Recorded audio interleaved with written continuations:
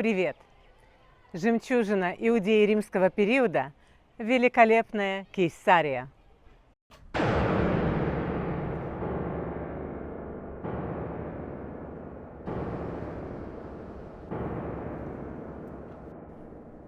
Итак, в первом веке нашей эры за каких-то 12 лет Ирод строит огромный город – римский город. Что такое римский город? Прежде всего, это город, поделенный на кварталы. Если посмотреть на карту, то с севера на юг идет главная улица, которая во всех римских городах называется Кардо. А с запада на восток идут улицы, которые называются Декуманус.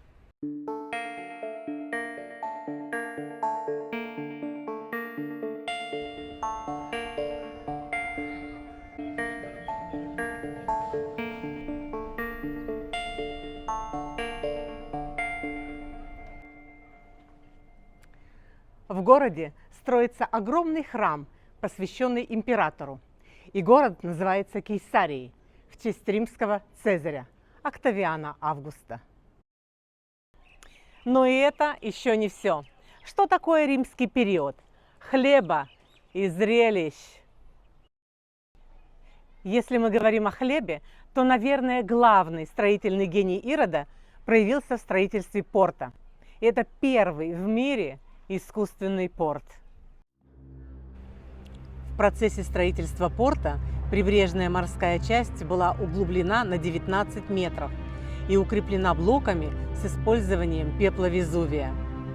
Пепел Везувия – это природный материал, который по своим свойствам приближается к современному бетону. И вот здесь мы видим остатки этих строений. И вот таким образом была выстроена искусственная гавань, которая могла вмещать одновременно не меньше 100 кораблей.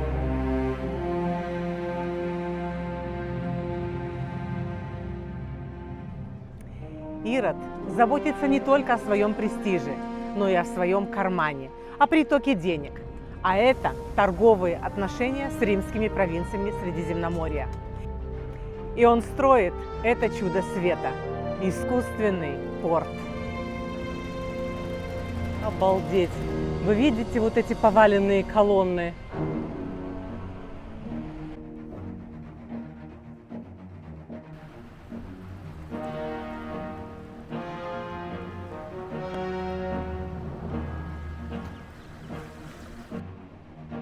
Я думаю, ни один блогер до сюда еще не доходил.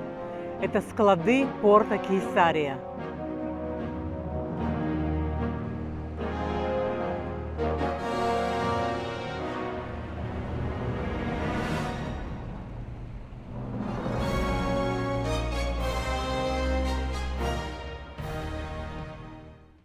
Зрелище.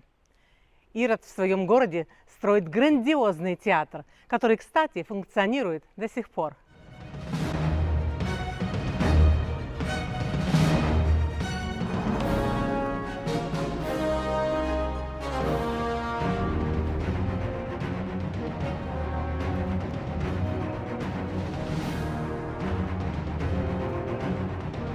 Театр мог вмещать до 4000 зрителей.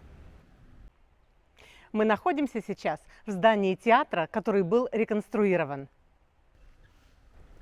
Первый ряд и пол – это все оригинальные постройки первого века до нашей эры, то есть времена Ирода Великого. Кстати, театр не был любимым развлечением римлян. Они больше любили скачки и гладиаторские бои. Ипподром. Основное место развлечений римлян. Колесницы выезжали вот оттуда, а здесь было место, которое называется Спина. Колесницы огибали его и мчались в обратную сторону. Нужно сказать, что это самое опасное место на ипподроме. Многие колесницы на скорости не вписывались в поворот и переворачивались.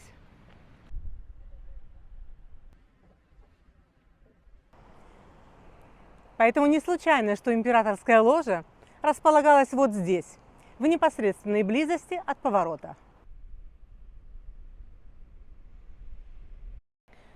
Но времена меняются, и меняются нравы.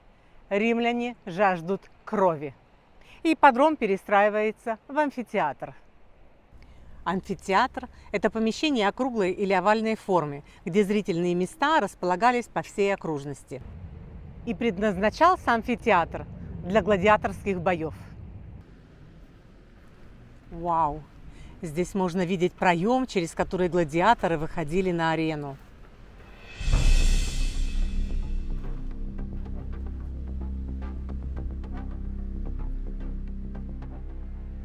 К сожалению, подземные ходы, через которые на арену выходили звери, мы не увидели. Но вы знаете, следы присутствия здесь каких-то животных были обнаружены. Иудаизм и христианство не поддерживают такие кровавые бойни. Но евреям было позволено приходить сюда. И они приходили и наблюдали за этими расправами по одной причине. Здесь погибло много евреев, семья которых порой могла не знать о гибели члена их семьи, если этому нет свидетелей. Вот здесь рядом с театром остатки здания, построенного полукругом. И здесь был найден камень. Единственное археологическое подтверждение существования библейского Понтия Пилата. Знаете, что еще важно? Вот здесь обозначено, что во время правления Тиберия эта земля называлась Иудеей. И, как мы знаем, во II веке нашей эры она была переименована в Сирию Палестину императором Адрианом. Этот камень – реплика. Оригинал хранится в Музее Израиля в Иерусалиме. Надпись на камне гласит: «Тибериум Понтий Пилат, префект Иудеи». То есть во времена римского императора Тиберия, который правит в Риме, префектом Иудеи является Понтий Пилат, который правит здесь, в Иудее. Когда-то здесь был дворец римского наместника, иудейского царя Ирода. Он состоял из двух частей. Вот та часть, которая затоплена, это были личные покои Ирода.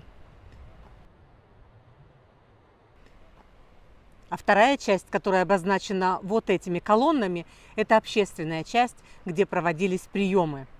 Там же находились административное управление, судебные палаты и темница.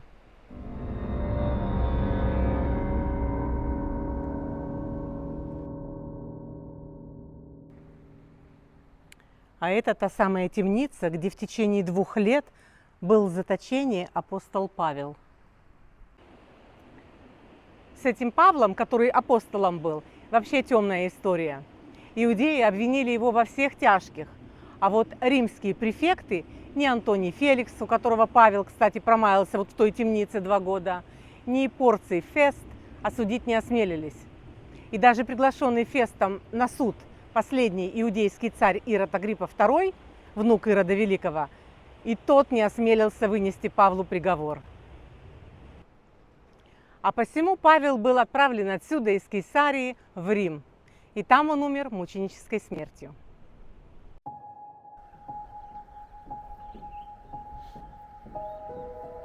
Мы сейчас в Кейсарии XII века, времен крестоносцев, которые укрепили город внушительной крепостной стеной. Кейсария продолжала процветать вплоть до XIII века, когда она была разрушена мусульманами.